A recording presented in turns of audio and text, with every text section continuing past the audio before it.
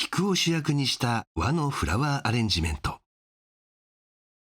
宇治のシンボルである宇治橋をイメージした花器を用いています。お花の数っていうのはすごく増えれば増えるほど華やかになりますし、可愛らしく綺麗になると思うんですけども、作品は少ない花材の中で美しさを際立たせる、綺麗に見えるようにっていうのはこだわりました。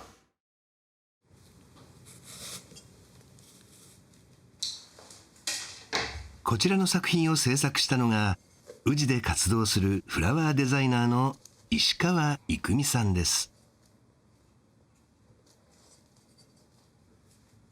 石川さんは芸術大学を卒業後、ブライダル会社で草加を担当しました。その後フラワーショップに勤め、2007年に独立。フラワーデザイナーとして14年にわたり自身の感性を磨いてきました。この作品のテーマは日本庭園。竹の棒だったりとか、その木が生えてる雰囲気だったりっていうのを小さな世界に表現してみたいなっていう思いから作りました。縦のラインと横のラインがあるので、それの対比はすごくこだわって作りました。わびさびの繊細さだったりとか、日本の美みたいなものを大切にしてます。色彩についてはものすごくこだわりがあるので、隣同士のお花が引き立たせれるように、美しく見えるようにっていうことは大切にしてます。仏花にプリザーブドフラワーを使うことで、毎日の水やりや花を変える手間がありません。もともとはお客様からのオーダーで、仏花を作り出したんですけども、プリザーブドフラワーだったら、ずっと長期的に楽しめるっていうところがいいかなって思ったのと、毎日お供えをしてる中ですごく暗い気持ちになるよりは華やかに明るい気持ちになっていただきたいっていう思いから、優しい明るい色味のお花を選びました。石川さんは和の作品だけでなく、バラを使ったフラワーポットやガラスドームなど、さまざまなフラワーアレンジメントを手掛けており、主にオンラインショップで販売しています。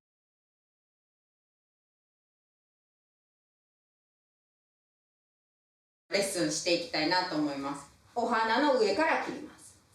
また石川さんはフラワーアレンジメントの教室を毎月開催。横でもいいやんな。教室は大人と子どものクラスがそれぞれあり、子どものクラスでは花を刺すだけでなく、器や飾りを作るといった造形も行っています。お花の花育なんですけども、子どもたちの想像力をすごく大切にしてます。勉強にしろ、運動にしろ、人とのコミュニケーションにしろ、想像力ってすごく大切だなって感じてます。想像力があるから会話ができたりとか、この子こんなこと言われたら嫌やろうなとか、嬉しいだろうなっていうことを感じれる大人になってほしいなっていう思いから一番最初は作りました。なかなか植物と触れ合える環境っていうのが少なくなっているっていうお声をよく聞きます。月に1回お花に触れることで身近に感じてもらえたらなっていう思いはあります。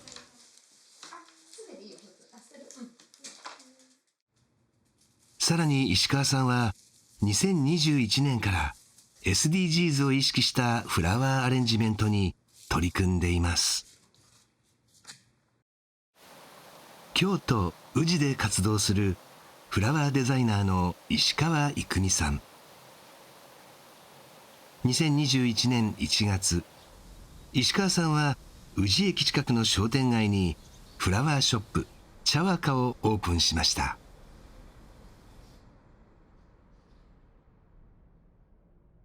広さは12平方メートルほどのコンパクトな店内。フラワーショップですが生花はなく、代わりに店内の壁には花が入った木箱が並びます。これらはすべてプリザーブドフラワーを使ったアート作品です。そしてプリザーブドフラワーとともに使われているのが茶葉。茶和歌は花と茶葉を掛け合わせたフラワーアートを販売するお店なのです。宇治は、お茶がすごく有名な地域なんです。ただいろいろ調べていく中でどうしても口に入れるものなので期間とかもありますし、割と繊細なものなので、そういった理由からどうしても使えないお茶葉だったりとかがたくさんあって、それが廃棄されるっていうことを聞かせていただいた時に、その廃棄されるお茶とフラワーアレンジメントを一緒に何か宇治の特産みたいなものを作りたいなっていう思いから作りました。うちでは SDGs の作る責任使う責任っていうモットーで、うちで作られたものをうちで使うっていうことを大切にしようかなと思ってます。宇治茶作りは鎌倉時代に明恵上人が茶の栽培法を宇治に伝え始まったと言われています。その後、足利将軍家の奨励により宇治茶の名は全国に広がり、ブランドを確立。現在に至るまでおよそ800年にわたる歴史を紡いできました。宇治茶の一大産地、京都和束町。町全体に茶畑が点在しており、傾斜地一面に広がる茶畑の景観から茶源郷と称されます。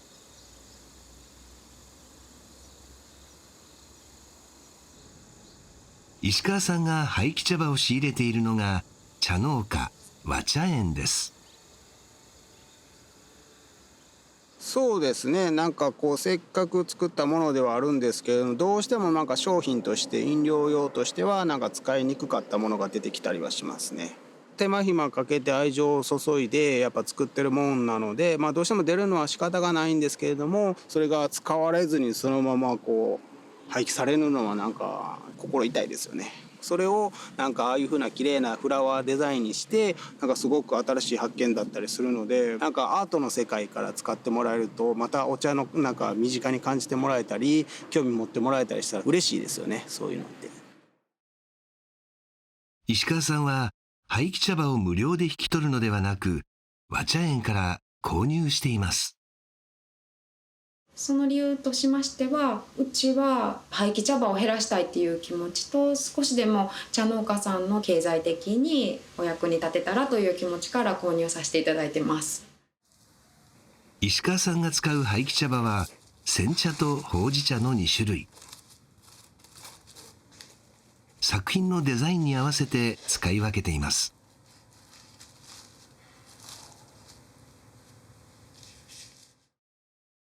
コンセプトはお茶が植物に戻る。視点を変え、茶葉を一植物として捉えた作品です。華やかな花とつつましく簡素な茶葉が互いを引き立たせます。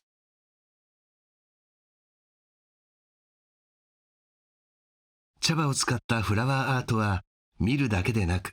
お茶の香ばしく繊細な香りを楽しめるのもポイントです。宇治の特産品であるお茶っていうのは飲んだり食べたりっていうことは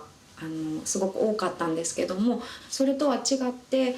ものとして見て楽しむっていう楽しみ方はあまりなかったように感じましたので、何か見て楽しんだり飾って楽しめたり、誰かにあげてすごく幸せな気分になったりっていう作品を作りたいなと思いました。それによって宇治茶だったりとか宇治っていうのをもっと身近なものとして感じていただけたら嬉しいなと思います。茶葉は特殊な技法で固めており、立てておくこともできます。茶葉とフラワーアレンジメントが融合した新しいアートは徐々に注目を集めつつあります。初めはびっくりされる方もいるんですけども、新しいねっていうお声もいただけたり、なかなかこのコロナの時代に宇治にまで遊びに来れないお客様などがネットなどで頼んでいただける方とかもいらっしゃるんですけども、そういう方も宇治に来なくても少し宇治を感じれますっていう声もいただいて、とても嬉しいです。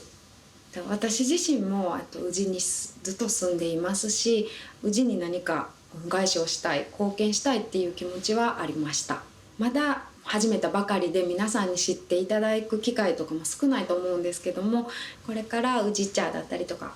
宇治っていう言葉が出た時に茶和歌がパッと頭に浮かぶような作品になってくれたらなと思います。お茶の新たな魅力を引き出すフラワーデザイナー石川郁美さん。廃棄される茶葉のセカンドストーリーをプロデュースする石川さんは、次にどんなストーリーを描くのでしょう。